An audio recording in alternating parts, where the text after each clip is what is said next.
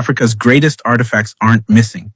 They're locked behind glass cases thousands of miles away. Walk through the world's most famous Western museums and you'll see them everywhere. African bronzes, sculptures, masks, royal regalia, displayed as trophies of world culture. But many of these pieces weren't traded, they weren't gifted, they were taken. During colonial invasions, armies looted palaces, temples, and sacred sites. Entire cities were stripped in days. Artifacts that took generations to create were shipped to Europe as war prizes, then rebranded as museum property. The Benin bronzes are the most famous example. Thousands of works stolen during a British military raid in 1897. Today, more of them sit in London, Berlin, and Paris than in Nigeria itself. So, why haven't they been returned? Because returning them means admitting how they were acquired. It means acknowledging violence, theft, and the rewriting of history. And it means giving up cultural power that museums have built their reputations on for over a century. Western institutions argue preservation. They argue universal access. But Africa had preserved these artifacts for centuries before colonization ever arrived. This isn't about art. It's about control. Africa's history is being told by people who took it. And until those artifacts come home, the story remains unfinished. The question isn't if they should be returned. It's why they're still being held at all. Those things that are sacred, those things for whom people were killed, those things that have in them the stains of innocent blood should be returned. Obviously, we do not have all the information. There are facts lost in unrecorded history, but we can draw reasonable conclusions based on information that we do have.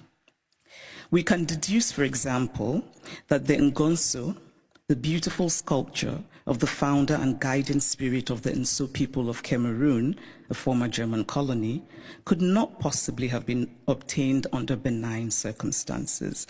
Because why would you willingly give up your guiding spirit? It is also important to remember that not all wounds are visible. Some wounds we carry in our hearts, inherited from our parents, passed on to our children. But this discourse is, of course, not just about the Humboldt Forum. It is about museums all over Europe, in France, in the Vatican, in Britain. And I must acknowledge that Germany is the first of the powerful European nations that has made a gesture towards returning the Benin bronzes. But it is also interesting that the announcement said that a substantial amount would be returned, which made me wonder how this would be determined and by whom. And it is equally interesting that it is British colonial loot rather than German colonial loot that is being returned by Germany. But still, it is progress. And Germany's action, this gesture towards righting what is wrong, must be acknowledged. My acknowledgement of it is not to say that the work is done, but that the work has started, and that perhaps a place like the British Museum, and I know that Neil is here, which owns the majority of the Benin bronzes, might perhaps be inspired by the German decision, and that hopefully the British Museum will rethink, and that hopefully the British Museum will rethink its policy of retain and explain, which is unacceptable. So this is the Humboldt Forum. A forum usually implies, among other things, a space created for a free exchange of ideas. One can only hope that the Humboldt Forum will live up to its name as a space for true intercultural and transcultural exchange of ideas in mutual respect between the cultures. But this rhetoric, free exchange of ideas, must be practical. And by that, I mean such things as travel visas. It must be easy for people from Africa and Asia and Latin America who should participate in these conversations to get travel visas.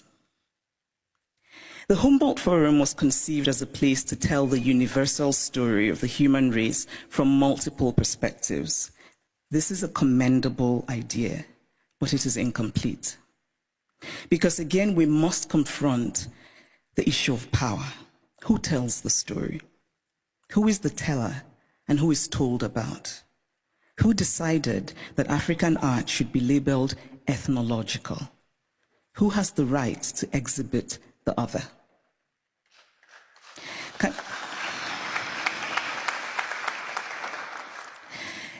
Can the Humboldt Forum be an opportunity? Can it become, among other things, a project of remembering, solemn, honest, mutual, and respectful? In conclusion, I want to say that I believe very much in dialogue. And I really believe that we can recreate the world by acting more courageously. To act with courage is to have concrete hope in a better future. We carve out a small space of the world, we shape and we reshape it, and in that way, small slice by small slice, we walk slowly, yes, but we walk on the path to real progress.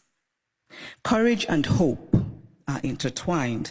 Courage is an act of hope, and hope is born of courage.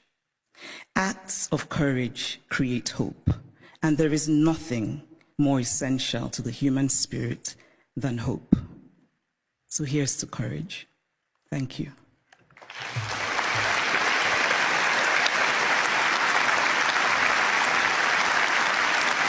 Yes, today Africa is welcoming this report with great joy and great interest. The report is very ambitious, and we are really expecting, after Mr. Macron's speech in Ouagadougou, we're expecting things to move quite fast next year, probably. So today it's a first step, but it's an important step, because today most of our heritage is in European museums. Africa has been departed from 90% or 95% of its heritage. So today we see the opportunity to get it back and finally have access to our history. But how difficult is that process going to be? It's going to be very difficult, and we don't deny that. We understand. It's been since colonization that we've been looking for our past, our history.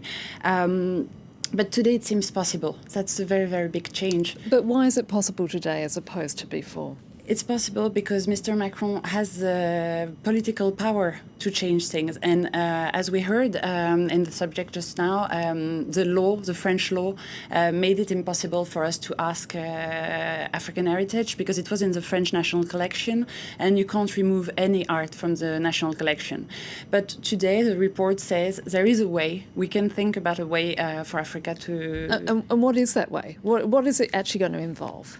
It's going to involve probably a vote, and the law will probably go to Parliament, and there will be a change in the Heritage Code, French Heritage Code.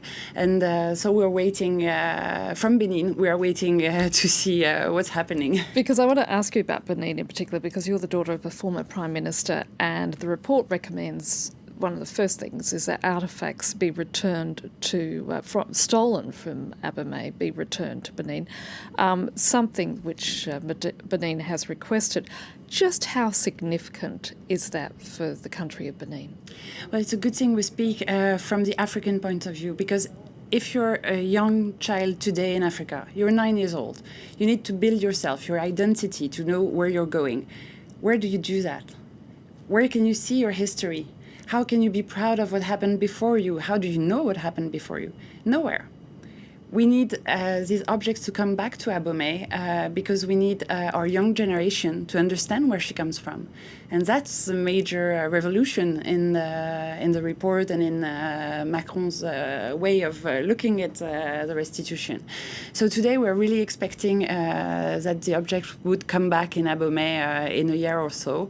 And so like this, our generation will be able to build itself with its history. It's an extraordinary move, as you're saying. Thank you very much, Marie-Cécile Senzo.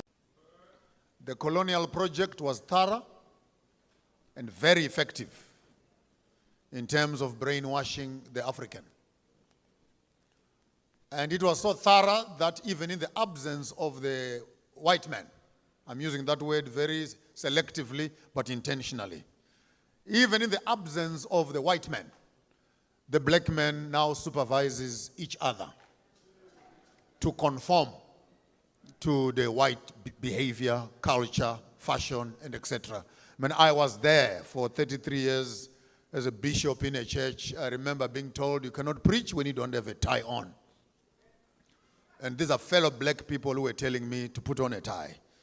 Because the white man who started the church said Jesus cannot accept you in your traditional clothes. He can only accept you when you have a tie and a jacket on, polished shoes, and matching socks. Then God is happy. And don't dare you play the drums. The angels and the Holy Spirit will run through the window. So please, play the piano and play the organ, and the Holy Ghost power will come upon you. Someone say amen out there. Don't pretend like you don't know what I'm talking about. You were there also. All right. Imagine someone coming in your home, steal everything that you have, loot everything that you own. And when times he makes you to look like you are poor, you don't have anything. And when the time comes out, you feel like you have or you demand your looted properties to be returned back. Then the person tells you that he in fact he did a favor by stealing from you, because all that you had, it was made to be stolen or to disappear. That is how the Europeans, I remember, they were trying to respond in one of the interview, that every looted African artifacts were made to disappear, even if they would have not come to steal them or to loot them. They were made to disappear. So who was to come and steal them or to make them disappear if they would have not been able to come and loot it for the first time? They were seized by force. That is the truth. That is why they are in the British Museum. Now, today, these people are speaking two different languages, because Europeans are speaking the languages of partnership, coming back to Africa and regaining their own dominance as how they used to in the continent. But the Africans are speaking the different language, which is, we need reparation, we need our artifacts to be returned back, we need our heritages, and we need our culture. So these two people cannot come to agree in one statement, because everyone is speaking on his own language. But recently, we have seen different in several areas in Africa, whereby the French people and the leaders from Africa are trying to bring back from Europe, are trying to bring back the stolen artifacts back to the continent. And they're not doing this because they want to do it, but they're doing this because this is they're using this as a way of expressing to the people from the continent that we apologize for what we did, and we are able and ready to bring back all that we stole from your continent. But now, these stolen artifacts, these were arts that were created by the hands of the black people. And at the end of the day, it was never benefited the people from the continent. It never benefited or contributed in building the economy of the continent. But it has been always all that long used to build other people's wealth and continent and economy to their countries. And today, when you go to Europe, when you go to Britain, when you go to America, the African stolen arts are being used as trophies to attract more a high rate of currency and driving the economy of these countries. When they call Africa poor, they call us uncivilized, they call us unstable, and they forget to know that all that it could have made us to grow, to be rich, they took what? They took them all. Now, today something different is happening, and everyone can feel it, because when the people that you used to control start to resist, when the people that you used to oppress start to not feel it and to fight back, then this means that automatically you are losing your power.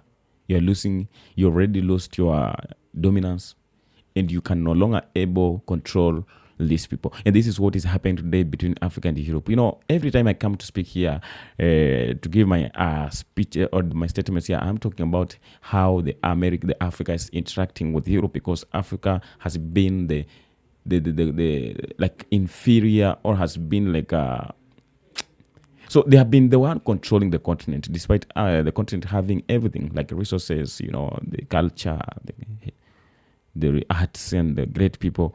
It has been controlled for so long.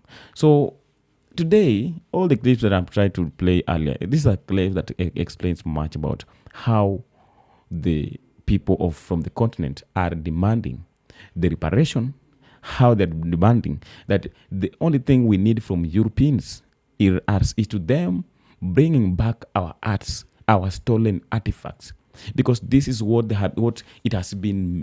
This is what it was to make the black man to look great. This was the true identity of the black people, but not as how they took us, how they look on us. So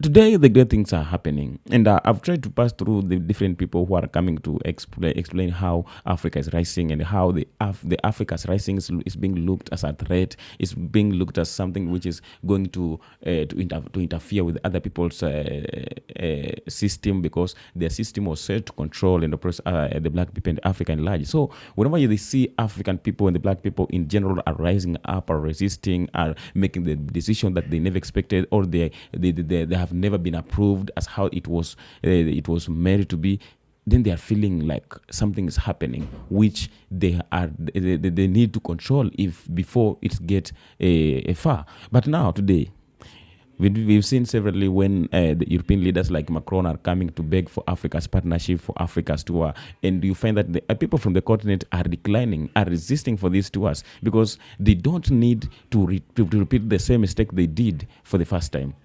We don't need to repeat the same mistake we did for the first time, because we as the Africans invited these people willingly, knowing that these people are the good people. They are coming to help the continent. They are coming to interact with the people from the continent so that we can develop each other. But they took this as advantage and as a tool to come and take advantage, to oppress and loot Africa, exploit Africa, and make the great damages in the continent, which is up to this time.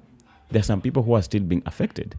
So at this time, when you see that Africans are resisting any partnership, any interaction with Europe, we know, and we're still feeling all the costs from the continent. We feel, and this is not something that you can tell the people to just forget like that, because what they created all that long time ago, it is still affecting Africa up to date. Because today, just take a look at how the continent is behaving. When you go to the political issues, in Africa, there is no political issues. There is no politics. It is just a game that is being played by the leaders who are up there, who cannot allow anything to happen with apart from all they need, all they have planned. All that's happening is about the political games that's only there to benefit the few who are believing in this and who are playing games with these foreigners and the former colonizers. But if you cannot just come from nowhere and find yourself in this position or in politics and you succeed. So all these games and all this, it was created by the people who enslaved and colonized this great continent. So no matter when they did all this, but up to this time, it is still affecting the continent, and it is still making and making people to be oppressed and to be depressed at the same time. So I need to take much of your time currently. Let me have your views in the comment section. How do you feel about this video? And we'll continue connecting on the next episode, and be blessed.